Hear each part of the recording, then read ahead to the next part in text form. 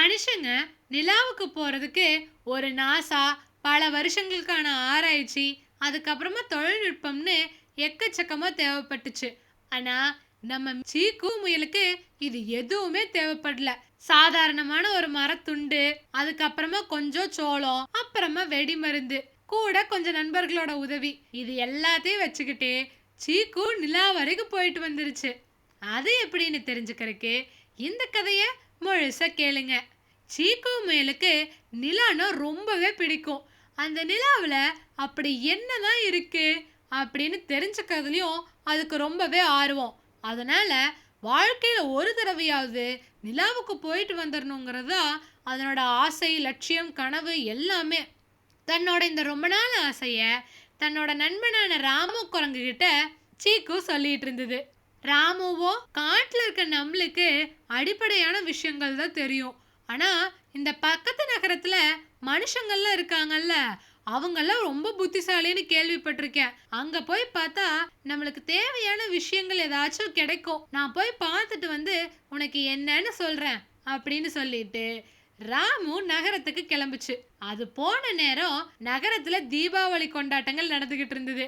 ஒரே பட்டாசு, வெளிச்சம், வெடின்னு அமர்க்கலப்பட்டுக்கிட்டு இருந்தது. மனுஷங்க எப்படி வெடிக்கிறாங்க, என்னென்னலாம் பயன்படுத்துறாங்கன்னு சொல்லிட்டு உன்னிப்பா கவனிச்சுக்கிட்டு இருந்த ராமு கடைக்கு போய் அதே மாதிரி ராக்கெட் வெடி, அதுக்கப்புறமா அது தீர்ந்து போச்சுன்னா திரும்பவும் போட்டு வெடிக்க வெடி மருந்துன்னு சொல்லி எல்லாத்தையும் வாங்கிட்டு காட்டுக்கு குடுகுடுன்னு வந்துருச்சாமா.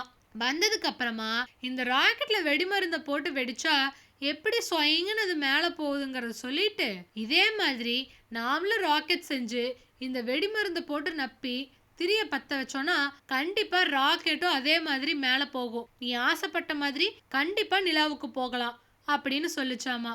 அதுக்கப்புறமா சீக்கு முயலு, ராமு குரங்கு, அப்புறமா அவங்களோட குட்டி நண்பனான முள்ளம்பன்றின்னு எல்லாம் சேர்ந்து ஒரு ராக்கெட்டை தயார் பண்றதுக்கு ஆரம்பிக்கிறாங்க. ராக்கெட்ல சீக்கு போக போற விஷயம் காடு பூரா தெரிய ஆரம்பிச்சது. அதனால மீதி விலங்குகள்லாம் அதுக்கு தேவையான காய்கறிகள், பழங்கள், அப்புறமா வேற ஏதாச்சும் தேவைப்பட்டுச்சுனாலும் உதவி பண்ணிக்கிட்டு இருந்தாங்க. ராத்திரியும் பகலுமா கஷ்டப்பட்டு இவங்க செஞ்ச ராக்கெட் ஒரு நாள் தயாரும் ஆயிடுச்சு. விலங்குகள்லாம் கூடி பேசி பௌர்ணமி அன்னைக்கு தான் நிலா பக்கத்துல தெரியுது நமக்கு. அதனால அந்த அன்னைக்கு தான் சீக்கு முயல் பயணம் பண்ணணும்னு முடிவெடுக்கிறாங்க. சொல்லி வச்ச மாதிரி பௌர்ணமியும் வந்துச்சு. சீக்குவும் தன்னோட நிலா பயணத்துக்கு தயாராச்சு. ராக்கெட்டுக்குள்ள அங்க போனா சாப்பிடறதுக்கு தேவையான பழங்கள், அதுக்கப்புறமா திரும்பி வர்றதுக்கு தேவையான அளவு வெடிபொருள், இது எல்லாத்தையும் வச்சு சீக்குவை வழி அனுப்பி வைக்கிறாங்க. ராக்கெட்டை திரிய பத்த வச்சனையும் சும்மா சல்லுன்னு நிலாவை நோக்கி பயணிக்க ஆரம்பிச்சது. கீழே கூடியிருந்த விலங்குகள் எல்லாத்துக்கும் அவ்வளோ சந்தோஷம். அடடே, சீக்கு நிலாவுக்கு போக போகுது, அது போயிட்டு வந்ததுனா தான் நிலா எவ்வளோ அழகா இருக்கும், பெருசா இருக்குமா எல்லாமே தெரியும். சீக்கு அப்படின்னு ரொம்பவே உற்சாகமா கை தட்டி ரசிச்சுக்கிட்டு இருந்தாங்க. சீக்குவும் வானத்துல போறத ஜன்னல் வழியா பார்த்துக்கிட்டு இருந்தது. ராத்திரியில நட்சத்திரங்களும் நிலாவும் எவ்வளவு அழகா தெரியுதுன்னு ரசிச்சுக்கிட்டு இருந்தது. நிலாவுக்கு கிட்ட போறோங்கிற நினைப்பே அதுக்கு சந்தோஷத்தை கொடுத்தது. அதுக்கப்புறமா சாஞ்சு ஓய்வெடுக்க ஆரம்பிச்சிருச்சு. ஒரு கட்டத்துல ராக்கெட் எங்கேயோ போய் விழுந்துருச்சு அப்படிங்கிறது சீக்குவுக்கு தெரிஞ்சது. சரி, என்ன நடக்குதுன்னு பார்க்கலான்ட்டு ஜன்னலை திறந்தா அந்த இடமே கண்ணு கூசுற அளவுக்கு வெளிச்சமா இருந்தது. அதனால கம்முன்னு ஜன்னலை சாத்திட்டு களைப்பு தீர படுத்து தூங்கிருச்சு. காலையில கண் முழிச்சு பார்த்தா அந்த இடத்துல தண்ணி இருந்ததுன்னு தெரிஞ்சது. ஓ, நிலாவில் அப்ப தண்ணி இருக்கும் போல அப்படின்ட்டு கையில கொஞ்சம் பழத்தோட கீழே குதிச்சுது. அது குதிச்சனையும் கீழே கூடி பேசிக்கிட்டு இருந்த தவளைங்க எல்லாம் ஆச்சரியத்துல பார்த்தாங்க.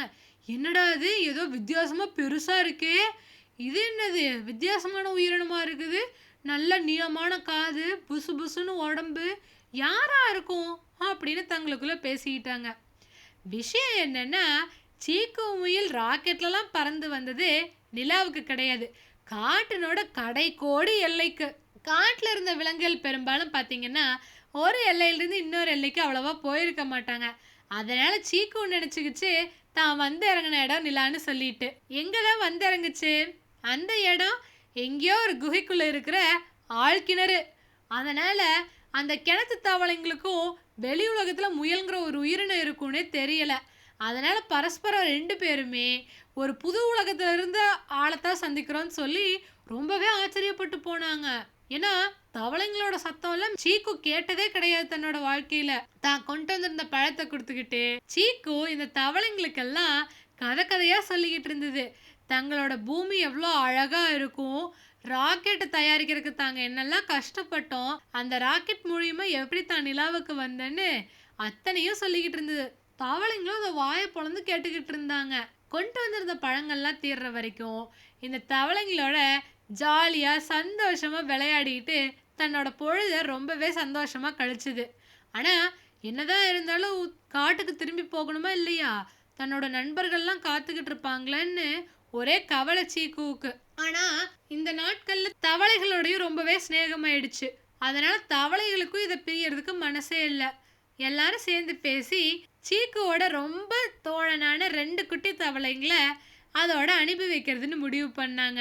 அதுக்கப்புறமா அந்த ராக்கெட்ல இருந்த மிச்ச எரிபொருளை வச்சு ராக்கெட்டுக்கான திரிய கொளுத்தனையும் அது திரும்பவும் பறக்க ஆரம்பிச்சுது. இந்த தடவை ராக்கெட் சரியான பூமிக்கு தான் போய் கீழே விழுந்துச்சு. சீக்கு தன்னோட 2 தவளை நண்பர்களோட தரையிறங்குச்சு. காட்டுல இருந்த விலங்குகளுக்கெல்லாம் ஒரே சந்தோஷம். ஏ, நிலாவுக்கு போயிட்டு சீக்கு திரும்ப வந்துருச்சே அப்படின்னு காடு பூரா சந்தோஷத்துல கத்திக்கிட்டு இருந்தாங்க. அதுக்கப்புறமா அந்த காட்டுக்கே சீக்கு தான் வந்து விஐபி ஆயிடுச்சு. சிங்கராஜாவுக்கு அந்த அளவுக்கு மரியாதை இல்லைன்னா பார்த்துக்கோங்களேன். பின் என்ன, சிங்கராஜா இந்த காட்டுல இருந்து அந்த காட்டு வரைக்கும் பாதுகாப்பு மட்டும்தான் பண்ணாரு. ஆனா சீக்குவோ வானத்துல இருக்க நிலாவுக்கே போயிட்டு வந்துருச்சா இல்லையா? அப்புறம் அந்த அளவுக்கு மரியாதை இல்லைன்னா எப்படி? இப்படி அழகான சுவாரஸ்யமான கதைகளை கேட்கறதுக்கு நம்ம சேனல் காஃபார் கதையை மறக்காம சப்ஸ்கிரைப் பண்ணிக்கோங்க. பாய்.